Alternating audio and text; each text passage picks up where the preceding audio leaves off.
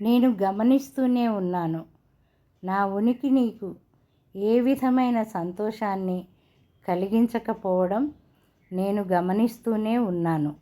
నువ్వు నన్ను దూరం పెట్టడం, నాతో మాట్లాడటం ఒక పనిలాగా చూస్తున్నావు. అది నేను గమనించాను.